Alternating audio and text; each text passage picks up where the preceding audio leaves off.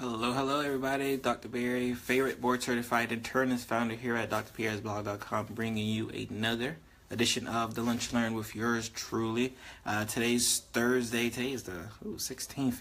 I wanted to and this is kind of a rant because I get this question a lot being a primary care physician. So I wanted to I get questions that, they probably should be asking the surgeon, but they're asking the primary care doctor, and that's okay. But I wanted to touch on 5 questions you probably should be asking your surgeon before you actually go into surgery. And as always, I'm giving a shout out to all of our replay viewers. So you're going to be watching this later on, tomorrow, next week, next month, next year, whenever you're going to watch it. Appreciate you watching. I am yours truly, Dr. Barry, your favorite board-certified internist. Quick housekeeping. I'm going to go ahead and share this on my page, and we can get started right away. Let's see.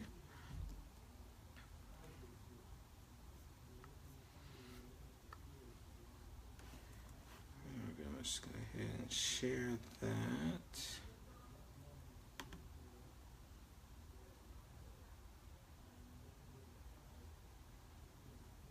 Share my page.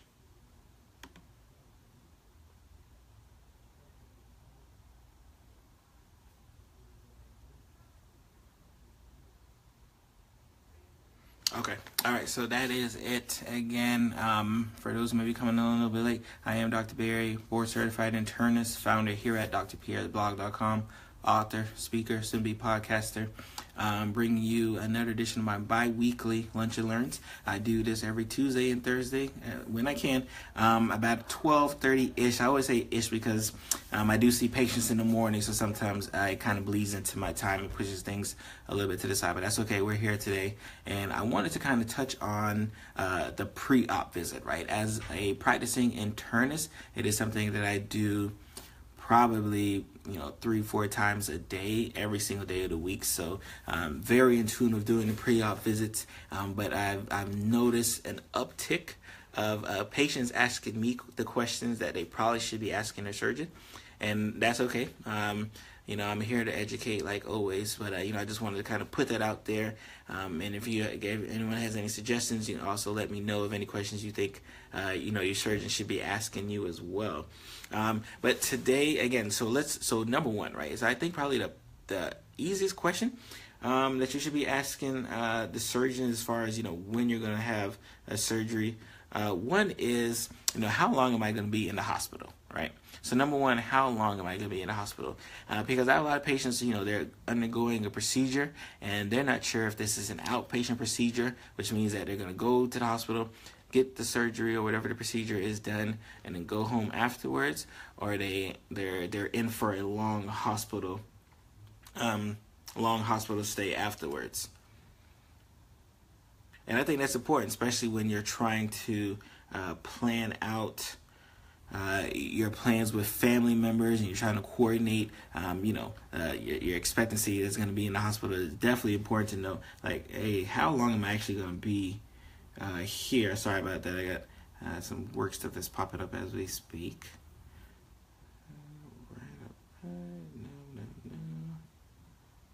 Okay. All right. So, how long am I going to be in the hospital? That's the number one question. Number 2, what is a normal recovery time? And the reason why I have to stress the word normal, because we understand that, everything isn't going to be perfect. We want it to be, but everything is a possibility that everything's not going to be perfect.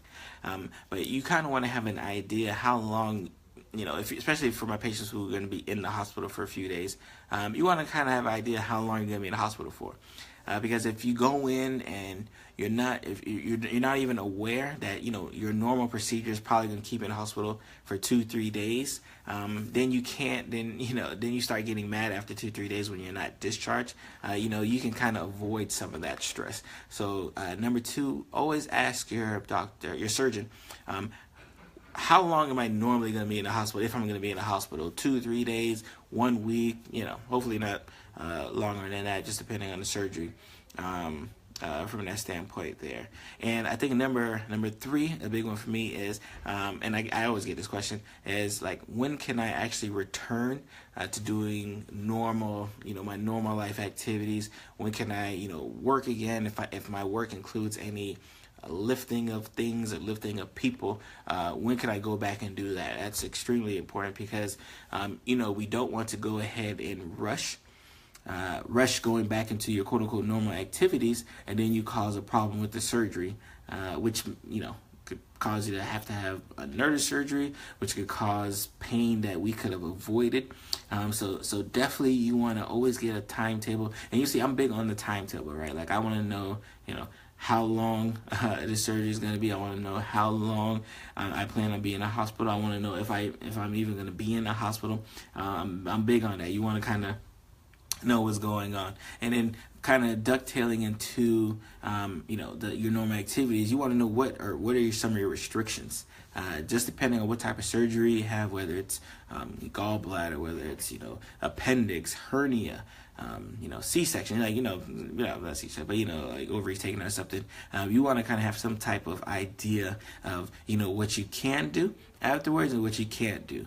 And the reason why you want to have that idea is because, let's say your job is you work in the health field, you're lifting people, but you have some type of surgery that says you can't lift anything over 10 pounds. That's a lot of pain that may immense if you go get back to trying to do your activity a little bit too soon. So we definitely want to try to avoid getting overstepping our boundaries from a restriction standpoint.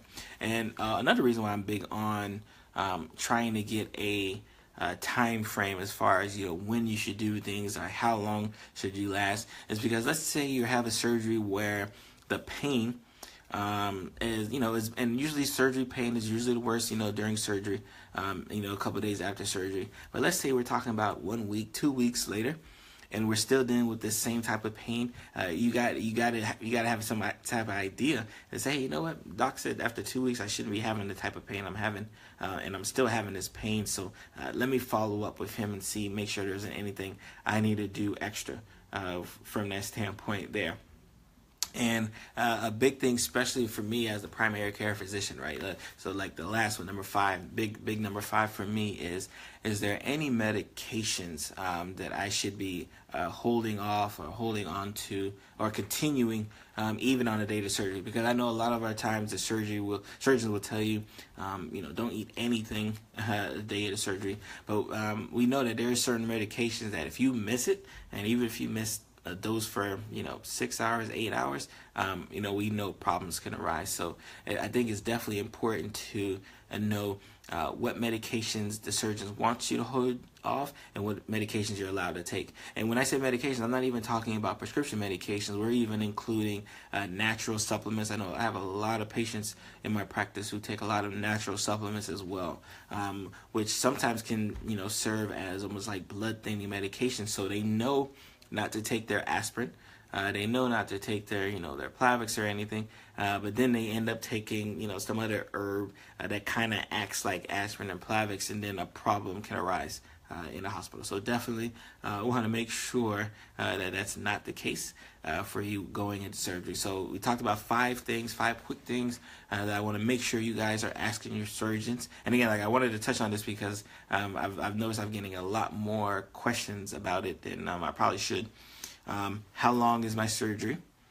Number 1 is, how long is my surgery? How long am I going to be in the hospital due to surgery? So you want to know, is this a type of surgery where I'm going to be in and out the same day, or I'm going to stay for a few days? You want to know what's a normal recovery time for the surgery. You want to know how long before I can go back to normal activities. Number 4, you want to know what type of restrictions I have after the surgery is done. Am I not allowed to run anymore, allowed to jump anymore? What things can I not do since I just had the surgery. And the big one for me, number 5, probably it could have been easily number 1. Is there any medications that I should be avoiding like right now? Or 5 days before, or 3 days before going into surgery. So those are my big 5 key points. Like always, I will post this on the blog. Like always, I will have a follow-up blog post probably tomorrow on it regarding some more. And I got there's a lot of questions, but I just wanted to hit on like the 5 I think that are important moving forward. If you have not had a chance, go ahead and check out today's blog. We did do that blog post on colon cancer in the African American community. Great post, you'll love that. Share that, pass it to your uncle, pass it to your grandma, pass it to everyone who hasn't had a colonoscopy yet. Remember, this is Colon Cancer Awareness Month, so we're big on colon cancer this month. From that standpoint there, you guys have a great and blessed day. I'll see y'all later. Again, check out the blog post, drpierresblog.com. The video post will be posted later on today as well. You guys have a good one. Bye.